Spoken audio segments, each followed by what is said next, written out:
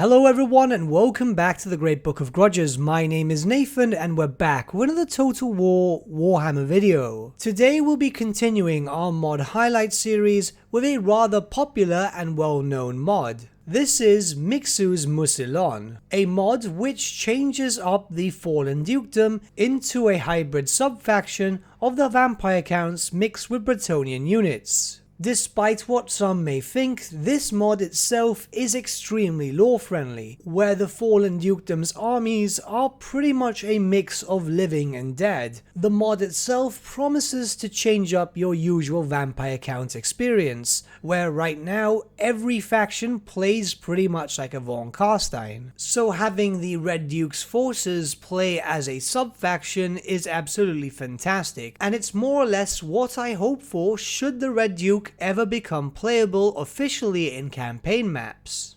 And by that I mean as a starting playable legendary lord. I know some people will call me out for saying what I said already. But with that being said, let's not waste any more time and check out this mod.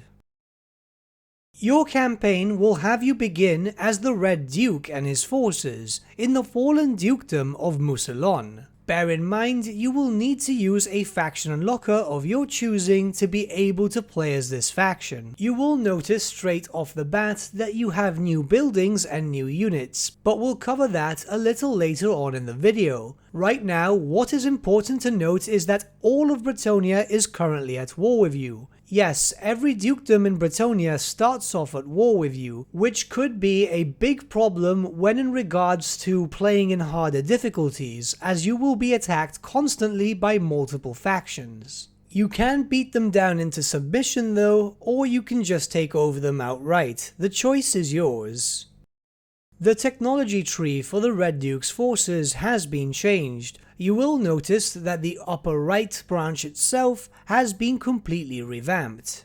Rather than focusing on the various different monstrosities which are normally available to the vampire counts, this now focuses on the local peasantry that you can now recruit, various buffs to make them stronger in combat, and other technologies to more or less boost up your economy. Remember that now you're playing a hybrid of a Bretonnia and vampire count faction, so you should have some Bretonnian elements in that too. Moving on to the Bloodlines mechanic, you will notice that the Von Carsteins are now missing. Instead, they have now been replaced by Bretonnian Fallen Knights. These are lords that we'll check out later on in the video, but they do have their benefits also from unlocking them. You'll see by the third and final lord, you will benefit from a 10% tax rate for all provinces that you own, 20% casualty replenishment rate for all of your armies, and all vampiric lords will start with their Barded Nightmare mount. A nice little change, but extremely lore friendly, especially about the lords starting with their chosen mounts. You're still getting a bit of Bretonnia even in Undeath. Your construction tab will show you a radical change to your buildings and your armies. No longer will you get access to the high tier vampire count buildings, as those kind of focus around monsters a lot. You will not get access to stuff like the Black Coach or even the Terrorgeist, as is common with normal vampire count armies. Instead, you'll have a different amount of buildings focusing around both the undead and the living. However, the loss of stuff like the Terrorgeist and the Black Coach is supplemented by the fact that you can now recruit ranged units in the form of archers and artillery in the form of trebuchets. Yes, this is a proper hybrid faction between both. You're not getting every single high tier unit from both armies. Instead, you're getting a very even mix of both. However, in most cases, you can play this vampire count faction just like an undead Bretonnian. You will have access to a lot of different types of cavalry units, so you are able to play an undead Bretonnian. However, I do recommend mixing and matching and seeing what works with you. The Raise Dead mechanic looks to have also been changed, where it will allow you to recruit units that are specific to your faction. It's not just like some other mods which will introduce new units but not fix this up. You will also have access to a new generic type of hero. This is listed and named as a common White King. By all regards, this White King works the same way as the generic standard one. However, this hero also gets access to a Hellsteed and a variety of different unique skills, such as Siege Veteran, which obviously makes it easier when in regards to sieges, Black Grail Knight, which makes it more powerful in close combat, and lastly Respected Among Men, which gives your living servants a much needed combat boost. Seeing as this is another White King, it fulfills the exact same role on the battlefield. It is your basic melee character. You will also have access to a new generic type of hero. This is listed and named as a common White King. By all regards, this White King works the same way as the generic standard one. However, this hero also gets access to a Hellsteed and a variety of different unique skills, such as Siege Veteran, which obviously makes it easier when in regards to sieges, Black Grail Knight, which makes it more powerful in close combat, and lastly Respected Among Men, which gives your living servants a much needed combat boost. Seeing as this is another White King, it fulfills the exact same role on the battlefield. It is your basic melee character. It is also a decent agent, but nothing too spectacular. There is another special Lord character in your arsenal, that of the Dark Prophetess. Unfortunately, however, I will be very honest here, I completely forgot about her when I was recording the video. So I'm actually recording this as I'm finishing up the edit, but the character itself will be looked at physically in just a few moments. This is a spellcaster with a bunch of different abilities, and perhaps the most interesting thing about her is her mount option, the Coven Throne, created by Chaos Robbie. It's a spellcaster lord with fairly decent stats, so it's not going to get destroyed fairly quickly. However, it will become much more potent with the Coven Throne.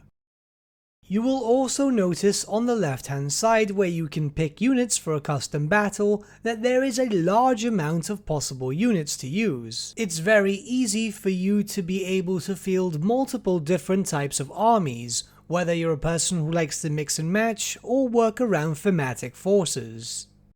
Now, what you're seeing on screen is what could be considered every unique unit added into this mod. There are indeed a fair amount of different units, all fulfilling different battlefield roles. As you may have noticed previously on this video, this is not every unit that could be fielded by the Red Duke's armies. The level of variety is absolutely massive, and as we continue through this clip, we'll be able to show off all the different stats for each of the individual units. Whilst I do so, I'm going to go over what I personally think of this mod. This mod has always been in my loadout since, well, I think since it was released.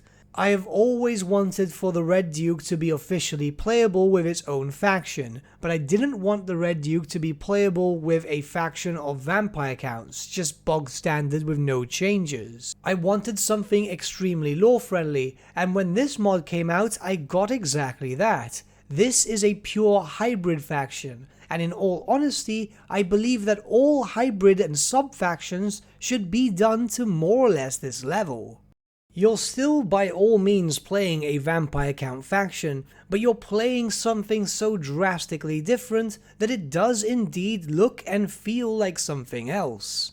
I mean, look at the units that we've been scrolling past. They look absolutely phenomenal. They look like they feel as an undead Bretonnian faction. My biggest issue with the vampire counts as a whole is that everything is a Von Carstein clone, much like every other human race is a Empire clone, and so on and so forth. A lot of people complain about the Empire clones, but it's actually there for quite a lot of different races. I like to play the races more or less situated around the old world very often, and it is because of that that I like having mods like these active at all times. There needs to be differences between different sub-races. Now, this mod itself hasn't been updated for some time, but it's still playable and active on the workshop. Now, there is something important to note. As it's not been updated recently, there is a change of title, however, where the mod is currently known as Mixu's Mousillon, rework coming with a next DLC patch. So it's very likely that the modder has something in mind when the next patch drops. It could be that the faction itself is going to be radically changed, I'm not too sure, but I look forward to seeing what's happening considering the fact that this mod was already very high quality. So naturally, one could expect that it would continue to get better and better, especially recently as modders have been able to now start importing their own custom models. But whether or not a new iteration of this mod will come, Mixu's Mousillon is one of the best mods to have been released on the workshop. It's got a staggering 50,000 subscribers on the workshop, and if you for some reason are one of those people who have not tried it yet, I highly recommend it. As always, a direct link to the mod can be found in the description below, and if you know of any other mods that you'd like to see highlighted on this channel, you can suggest one by either commenting below or joining the official Great Book of Grudges Discord, which is also in the description below, and it is much easier to get in contact with me. But with that, my friends, we've come to the end of our video. Thank you so much for watching. If you did enjoy the video, might I suggest giving the video a like, or even subscribing to the channel, as it really does help us out. In the description section below are various links to different social media platforms such as Facebook, Instagram, and Discord. Also in the description section is an affiliate link with Element Games where you could buy loads of hobby-based products, not just Warhammer, for 10 to 25% off. Making a purchase using that link and also our special code, which is also in the description, supports the channel at no extra cost to you, which we think is rather cool. A big thank you to our patrons. Your support means the world to us. It's amazing that people want to help a small channel like us grow and get to a higher level of content. A big thank you to Gibraltar LUSC, Ryan Bertsche, Andrew Prince, and Okro for subscribing to us at our Fane level. You guys are super cool. And a big thank you to Edward Yule, VS Vasan, Aaron Whitman, and Shaggy for subscribing to us at our King level. Honestly, we can't thank you all enough. And lastly, a big thank you to all of you for liking, sharing, and commenting on these videos. Honestly, it's because of you guys that the channel has been growing at such a great pace lately, so we can't thank you all enough. But with that, my friends, thank you so much for watching once again, and we shall see you all again very, very soon. Have a good day.